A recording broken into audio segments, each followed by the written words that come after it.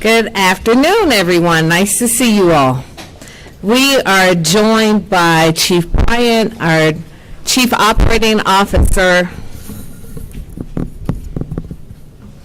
John King, our Chief of Staff, Carmen Chubb, and members of our Advisory Council. I don't know whose phone that is. Oh, that's our phone. Okay. All right. Can we put it on silence?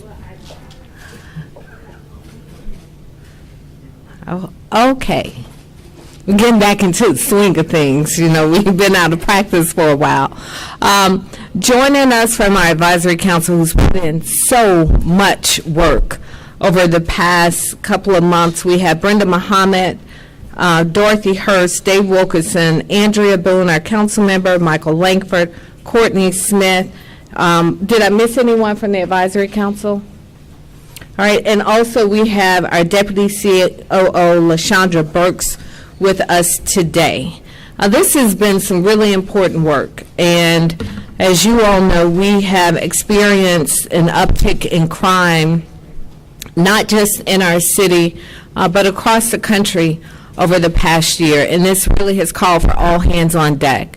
And we had a press conference a couple of months ago where I said that, you know, we essentially have been doing everything and throwing everything, including the kitchen sink, at crime. And I was calling for the convening of an advisory council to really take a fresh look at what we are doing to help us determine what more we should and could do. And so I'll call the members of the advisory council. They included, I mentioned, Councilmember Andrea Boone, Dorothy Hurst, who's a member of the Atlanta Citizens Review Board representing NPUs M through R, Michael Langford, Regional Vice President, the Atlanta Community Involvement Center and West Care Foundation, Councilmember J.P. Mazakite from District 8, Brenda Muhammad, the Executive Director of the Atlanta Victims Assistance Incorporated, Deborah Scott, CEO of Georgia Stand Up, Randall Slaughter, our retired Atlanta Fire Rescue Chief, Courtney Smith, President and LPC Midtown Neighbors Association, Carol Tomei, CEO of UPS, George Turner, who's retired APD chief and with the Atlanta Hawks, Renata Turner, the presiding judge of Fulton County Juvenile Court, Dave Wilkinson, President and CEO of the Atlanta Police Foundation, Matthew Wesley Williams, President of ITC and also a FAMU Rattler, might I add, and Sally Yates, partner at King and Spalding, partner at King and Spalding, Special Matters and Government Investigations, and also, as you all know, a former Attorney General, I'm having a brain freeze, for the Northern District of Georgia, and also, I believe, acting Attorney General for a time. Also, I don't know if Dr. Halpert is here with us. There he is. Dr. John Halpert is joining us, who's the Chief Executive Officer of Grady Hospital. You have heard many of us say that violence is a public epidemic, and it certainly is fitting that we have one of our strongest health partners join us in this work. And I believe, Carmen, do we have the list of the presenters to the committee? Did we get that? John. Okay, so John will be able to share more on that. Okay, I was asking because we've had so many incredible presenters to this advisory council, so I want to make sure that they are acknowledged as well, but our COO will share that information. I want to also thank the Biden administration. The Biden administration has been a solid partner with us in this work. When I visited the White House in March with several governors and mayors from across the country, as we talked about COVID-19, it was at that time one of the many times that I've had the opportunity to elevate this concern to our president and to his administration, what we were seeing in the aftermath of COVID and the unrest that we had last summer. Unfortunately, we had a preview before many other cities because our state was open and there were many people coming into our city. So we were starting to see an uptick in crime before many other major cities. And unfortunately, what we saw was just not something happening in Atlanta. We've seen it spread throughout the country as other cities have reopened. And with the leadership of the Biden administration, you all are aware of the announcement that was made last month that Atlanta would join 14 other jurisdictions for a community violence intervention collaborative. We had already identified $5 million in our American Rescue Funds towards violence intervention work. On yesterday, led by Ambassador Susan Rice and other members of the Biden administration, we had an opportunity to share not just with other mayors, but also with community leaders and partners who've been doing the real work in our communities in this area for a very long time. There was a pilot program in NPUV, which includes Adair Park, Mechanicsville, Peoplestown, Pittsburgh, Summerhill, and the Summerhill area, and it showed some really promising results. This program, this pilot program, Violence Intervention Program, Cure Violence, was implemented in 2020. It's still underway, but to date, police have seen about a 50% decrease in violent crime in the area. And so we know that it works. The data shows that it works. So we will be using our American Rescue Funds to begin with, expanding that program in the city. But also our advisory council has made some additional recommendations on how we can leverage those funds. So I will share more of this information with you. The Advisory Council evaluated 7 key initiatives led or coordinated by the Mayor's Office that are already underway, and 34 actions led or coordinated by the Atlanta Police Department. Overall, the Advisory Council believes that the city has a very broad crime strategy plan, but our efforts would be better focused if we really honed in on this strategy to specific locations and specific individuals who are most afflicted by crime. This framework will help determine where imminent violence crime reduction initiatives should be implemented and where they can have the most impact in reducing violent crime. And just a couple of things that I would share that struck me from this report that you all will also get a copy of. The Advisory Council looked at data. Roughly 70% of violent crimes defined as homicide, rape, aggravated assault, and robbery are committed by people between the ages of 25 and older. Youth under 16 years of age committed 10% of the violent crimes, and also the victims were similarly concentrated, with victims on average being between 20 and 29. We were able to determine in 46% of the homicides committed in the city the relationship between the victim and the perpetrator.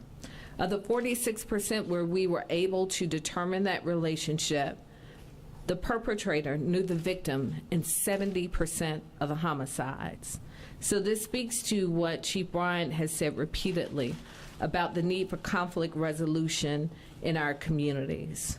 90% of our homicides were caused by guns. APD has worked to address guns, seizing 939 weapons to date, year to date. And also, repeat offenders committed 18% of all felony cases adjudicated in Fulton County. Those are very sobering statistics. So based on the review of this data and the presentations that were made to the advisory committee, the Advisory Council made the following recommendations: to create a dedicated mayor's office of violence reduction to lead the overall focused violent crime reduction strategy and support continued coordination and oversight of violent crime in the city. This office should support both enforcement and non-enforcement programs. To continue to expand or begin critical initiatives with a clear focus on specific individuals most afflicted by violent crime. This will include public awareness campaigns to work with community stakeholders to build capacity and infrastructure in locations and neighborhoods experiencing violence, expand community violence intervention programs within targeted locations, partnering with institutions like Grady to help conflict mediation and resolution to reduce retaliatory violence. APD should continue working with communities to conduct security assessments and develop plans in targeted areas. Expand APD's repeat offender unit to track violent repeat offenders to ensure cases are properly adjudicated. Continue to increase the resources of the APD license and permit team to enhance nuisance property enforcement. These are the clubs that are operating after hours. Continue to focus on hiring 250 additional police officers in FY22, which we've committed to. Also continuing our commitment to expand the Operation Camera Network and increase the use of license plate readers. To continue implementation of our Light Up the Night initiative to add 10,000 new streetlights by December 31st, 2022 in target areas. The council also recommends an investment of $70 million to fund these actions and initiatives. $50 million coming from public funding and the remaining $20 million coming from philanthropic and nonprofit partners, further underscoring what we've said all along, that it really will take a village to make a dent and to make a difference. So again, thank you to the members of our advisory council. As you all know, we set a goal at the beginning of the summer of hiring 1,000 youth through our Hire Atlanta Youth Program. Today, we have exceeded that goal. We have employed 1,400 youth in just the past 3 months. Our youth entrepreneurship program is also off to a great start. We've secured $2 million in funding. We've had 87 youth participate in this program, creating 7 major private-public partnerships. This has also impacted our ability to engage with our water boys. I believe that number is at 87 that we have engaged with them to offer them services, but I liken it to many in our homeless population. It will take more than one touch point. It will likely take several touch points because as we were discussing back in the back, the reality is they are making a lot of money without structure, without the need for discipline. So it is going to be a heavy lift to give them an incentive to come into a program that's a lot less structured, and the money may be a little less, but certainly the benefits will be long-lasting and also a lot more safe. So again, to the public, we know that you are well-intentioned when you are stopping on the corners and you are giving them money, but if it looks chaotic and it looks as if they are putting themselves in danger, we just ask that you not feed into it by giving them money and purchasing water. Part of our public campaign will also be to inform the public as to how they can help redirect many of these young people to some of these services that are available because they just may not know that they exist. And with that, I will call up Chief Rodney Bryan, and I will come back to the podium after he's done with an update on our missing and murdered children investigation and also to open up for questions.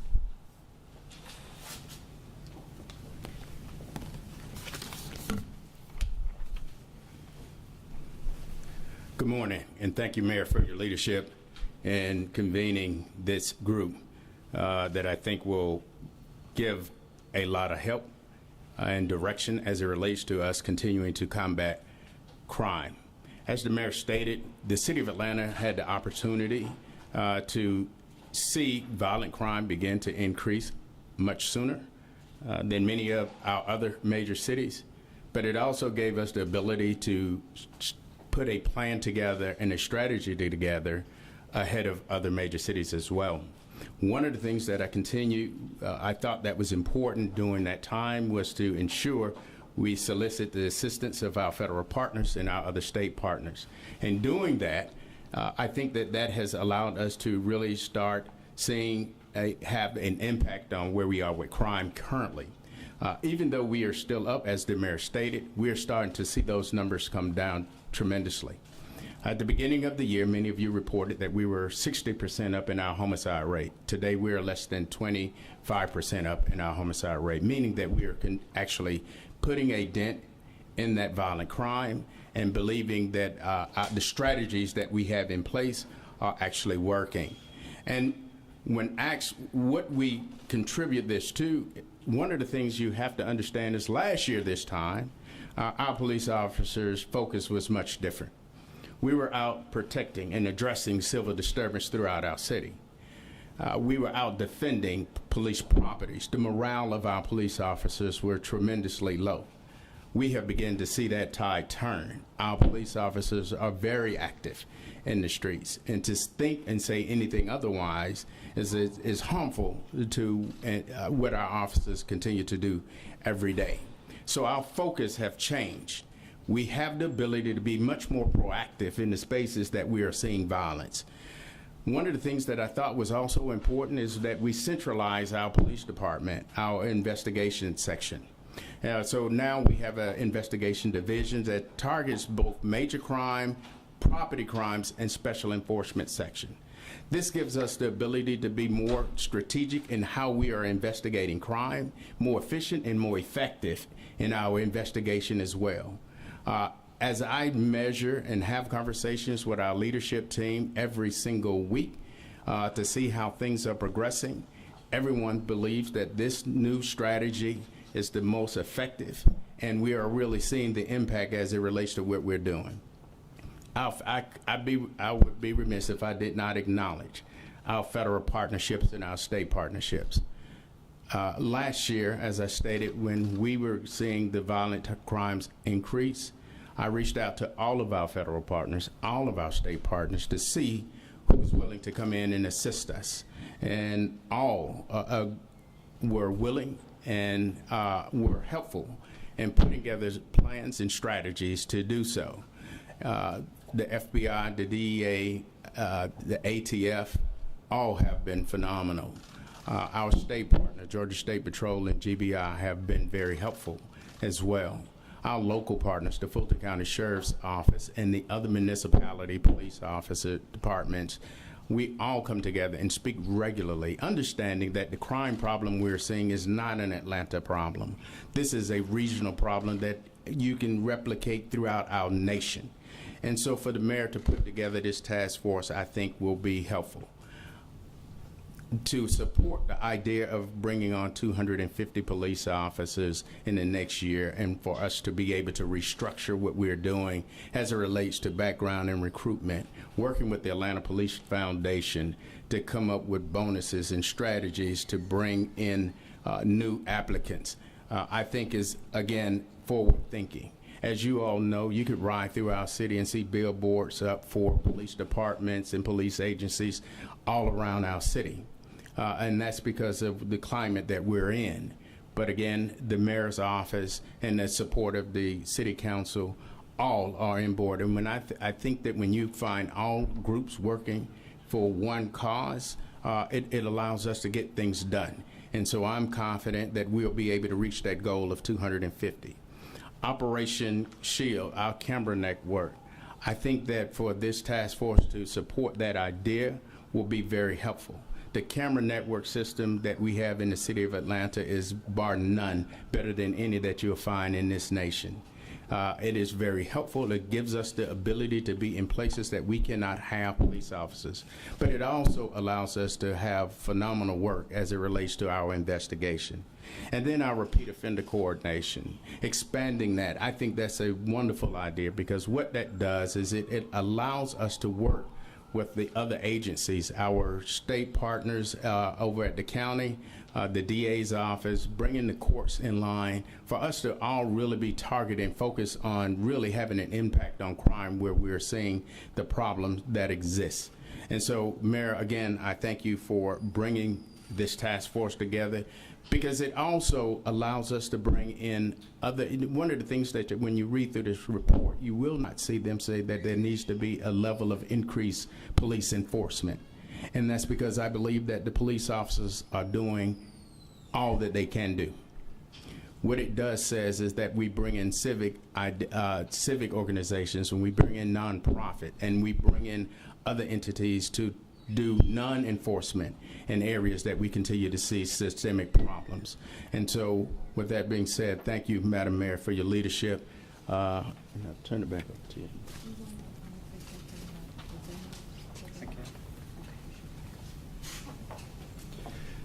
The mayor just asked me to speak a little bit about some of the presenters that presented to the advisory council, just to give you a sense of, through the 4 meetings that this advisory council had, combined with 2 work sessions, who all was involved in this work.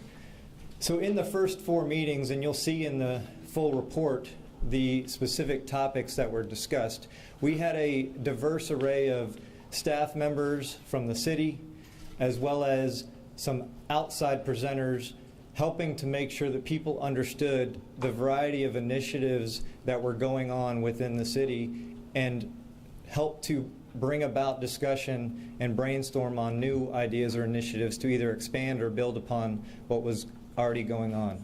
In addition to that, we had 2 work sessions where we brought in outside experts or outside perspectives. The first was a youth panel where we brought together youth from different parts of the city to speak to their experiences as it relates to violence. And that was an incredibly impactful panel for the advisory council. Gave a lot of sense as to the challenges that they face and the ideas and things that we need to be doing as we move forward. The second work session was with an expert in anti-violence initiatives. This was an expert, his name's Thomas Apt. He works at the Council on Criminal Justice, and he's also been a senior official in the Department of Justice. He brought a very valuable evidence-informed perspective on what other cities and other states and what nationally has been proven to be effective. And so through all of those discussions, through those presentations, this advisory council was able to consider that as they ultimately put together this recommendations report. It's also worth noting, the question's been asked, our commitment to our officers. Today, our officers will see in their paychecks the final phase of increasing their pay, which was the commitment that we made to the pay increase, the largest pay increase, 30% in the history of APD. You know, we've talked about this. This year has been a challenging year across the country. But as Chief Bryan mentioned, if you've ever questioned our commitment from the administration standpoint and the commitment of our officers, you don't have to look any further than looking at the body cam footage of the shooting a couple of weeks ago in Midtown, where this officer, elevator door opens, someone opens fire, the officer is on the ground, and he still manages, after being shot twice, to be able to unload his weapon. And they never skipped a beat. So our officers are continuing to run into danger to protect us all. And this administration and me personally, I continue to be grateful for the sacrifices that they make each and every day, and will continue to do all we can do to support our officers. And there have been questions, and you know, it's interesting just how things get turned around, even discussions on defund the police and where I stood on that. We didn't pass that in Atlanta. And had it been passed, I would have vetoed it. But the story that has not publicly been told, and the day on that vote, I personally called council members who I thought were on the fence or on the verge of supporting that, and asked them not to support it. And I told them why. And thankfully, that did not happen in this city. So, you know, relationships can sometimes hit bumps in the road. We're all human. But it doesn't mean that we aren't still focused on what's most important, and that's the safety of our public and our communities. And then before we open up for questions, before the pandemic, as you all know, we reopened the investigation into the Atlanta missing and murdered children. This was a very, very painful time in our city's history. I know Michael Langford, Brenda Muhammad, and many others here today remember that time very well, experienced it. There were murders of innocent children and young people in our city that went unsolved for many years. Part of my asking that this be reopened was in light of where we are with DNA testing some 40 years later. What, if anything, more could we take a look at to make sure that we have examined everything possible to make sure that the person or people responsible are being held accountable. A few things have happened since we reopened this. Thus far, investigators have methodically reviewed an estimated 40% of the collected evidence to determine which items can be submitted for additional processing to a private lab. On June 21st, we have moved forward with that processing. We are not sharing the names of the victims that we were able to extract DNA for testing because we want to be mindful of the integrity of the investigation.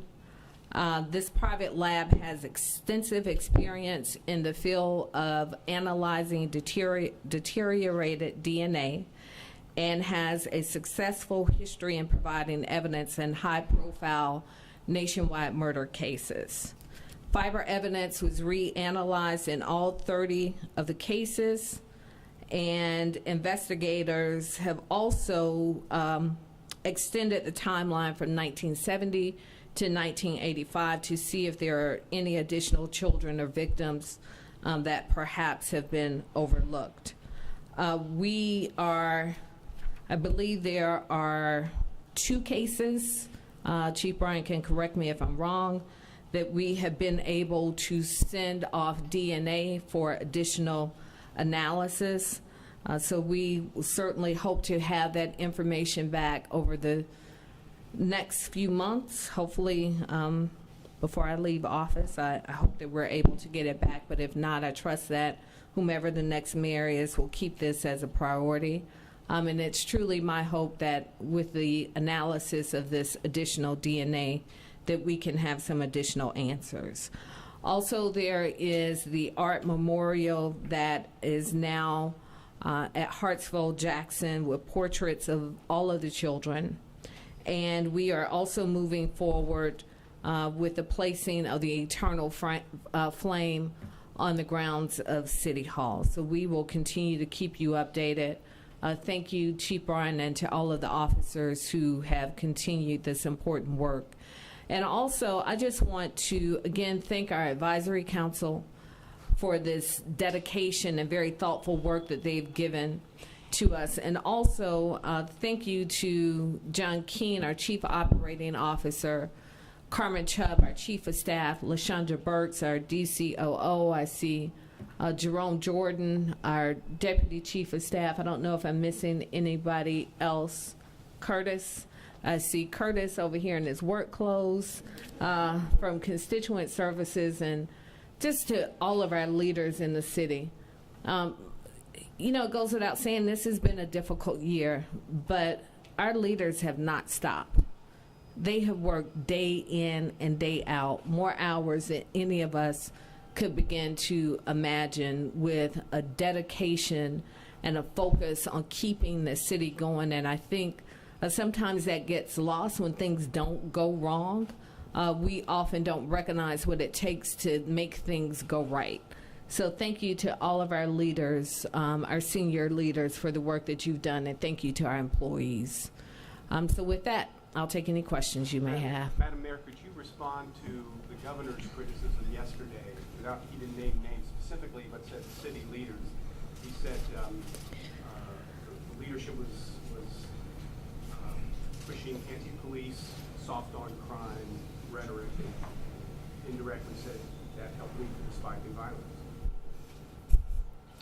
Yeah, and this is the same man who didn't know that the coronavirus could be spread by asymptomatic people until we were several months into the pandemic. So I don't make any assumptions about what he knows to be true and to be fact. But it's election season. And I'm not the one who held a shotgun on a 14-year-old to show people that I was tough on crime. We've been doing the work. And it's unfortunate that we don't have the leadership and the partnership that we need.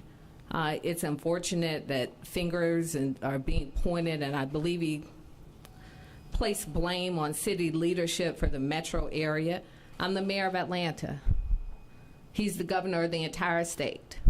So when I Googled this morning to look at crime stats for the state, when I got to the GBI website, maybe my phone's a little slow, I saw crime stats up to 2018.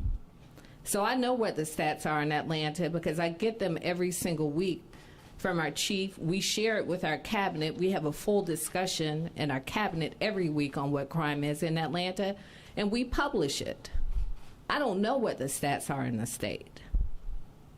So I would begin by asking the question, what are you doing about the job that you have? Because I've been true to the commitments I made when I ran for mayor. But I can't say the same for him.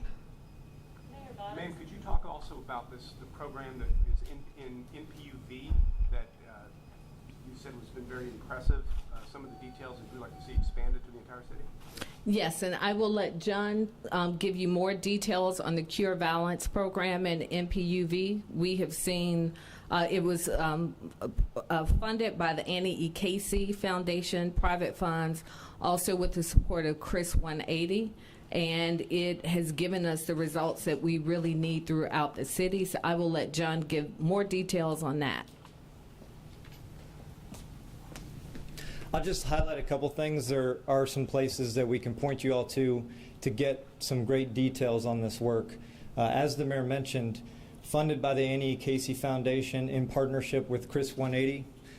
It's based on a specific evidence-based program called Cure Violence, which is led by an organization called Cure Violence Global. And ultimately, it's based in the community. It's based in finding credible messengers that can work within these communities in order to disrupt violence and make sure that retaliatory violence doesn't happen, make sure that people are there to help and to listen and to provide therapy and other community-based services. And as the mayor mentioned, it's proven to be very effective.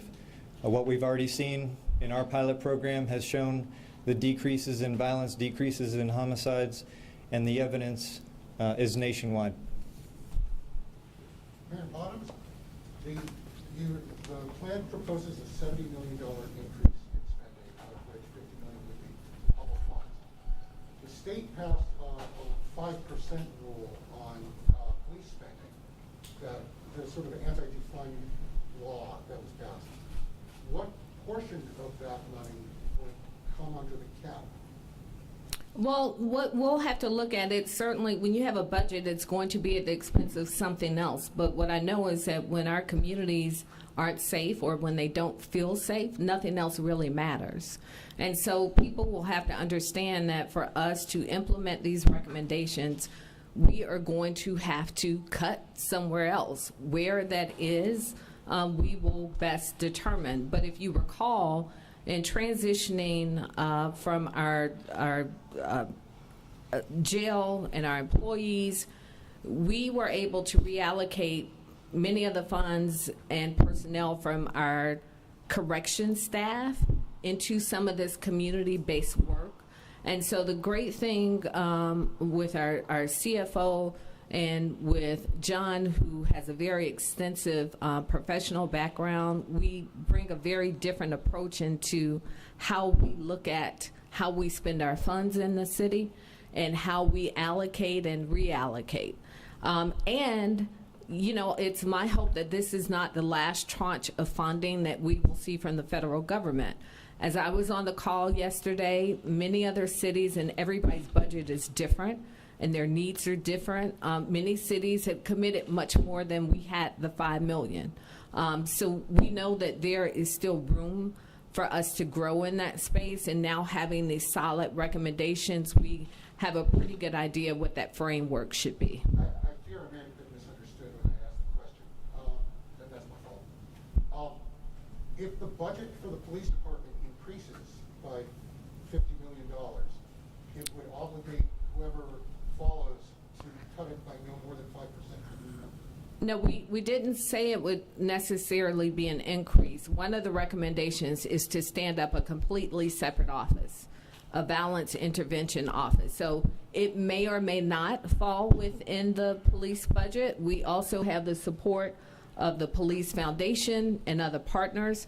So it really is too soon to speculate. But as we know, the vast majority of our budget right now goes toward public safety between police and Atlanta Fire Rescue. So it's a big portion of our budget anyway. So it may expand, it may not. Mayor Bottoms, Monday the lawmakers at the Capitol are going to have a meeting on public safety. Governor Kemp said yesterday he's going to be testifying there. They mentioned they wanted to invite you to hear from you. Have they reached out yet, and what's your take on presenting to them about fighting crime? I'm not aware of an invitation. Jerome's shaking his head. Carmen's shaking her head. So I've not received an invitation to speak. You know, but as my mother says, you only have to tell the truth once. And the truth is this: we are committed to public safety in Atlanta. I've not had a discussion with the governor on what our needs are. So it's really interesting that he speaks to our shortcomings. And you know, it's election season. That is what it is. But I'm not running. My name's not on the ballot this year. So I don't have to speak in re-election talking points. Our commitment remains our commitment. We've not wavered from that. If they do reach out, you're open to speaking with them? We'll see. Mayor, does the city council have to vote on the implementation of any of these recommendations?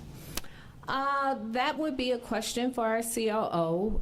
There may be some things, anytime we set up a new department, that has to go through the legislative process.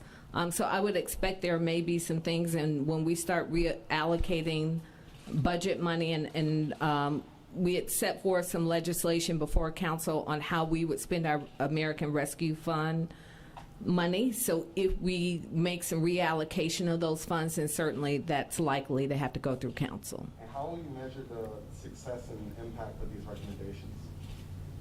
We'll continue to see if our crime numbers are dropping. We've had a data-driven approach from day one.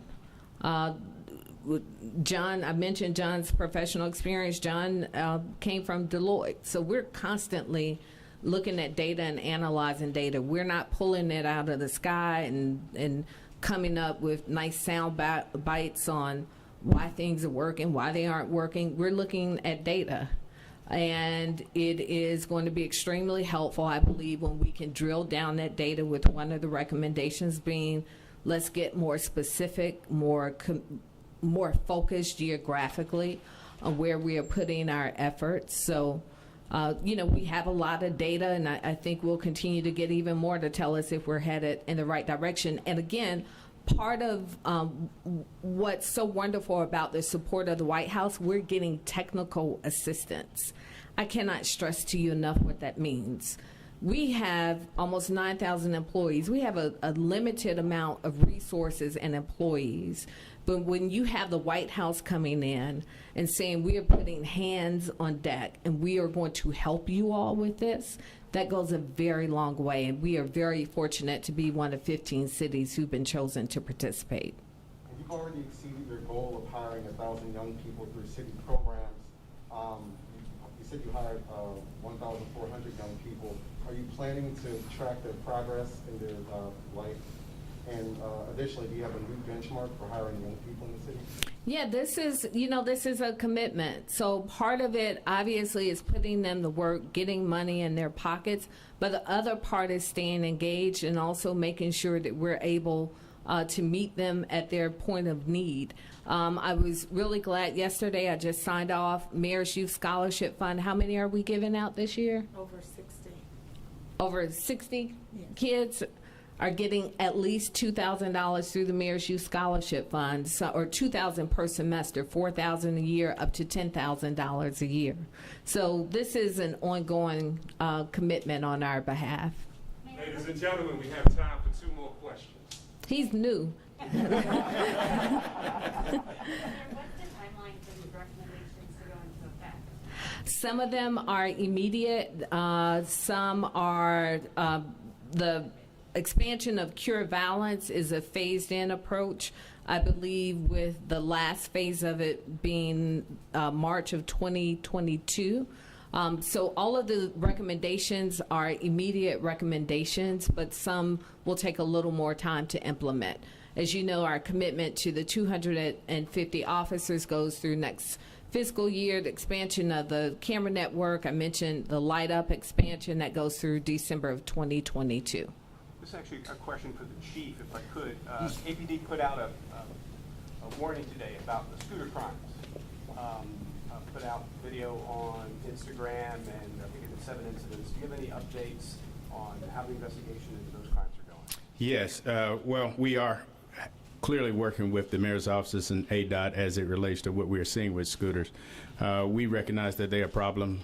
As much as they are a convenience for some, they're problematic for us. And so we are continuing to work with those entities to see how we can better police what's going on as it relates to utilizing scooters and crime. As your question is where we are with the investigation, they continue to be ongoing. We continue to solicit the information from the community on anything that they have as it relates to crime. But right now, those all are still ongoing investigations. Chief, there was... Sorry, that's the last question. Thank you, everybody, for your attendance today. Thank you. We like the new guy. All right.